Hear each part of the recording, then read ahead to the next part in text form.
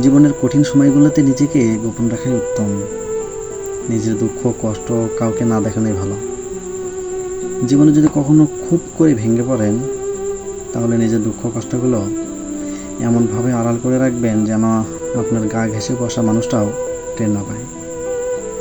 শক্ত হন, নিজেকে নিজেই বোঝানোর চেষ্টা করুন যে এত সামান্য বাতাসে ঝরে যেতে নেই, ভেঙে যেতে নেই এমন হালকা আঘাতে। কান্না পেলে একা একা গোপনে কাঁদেন, তবুও নিজের দুঃখের ক্ষতগুলোকে কাউকে দেখাতে যাবেন না।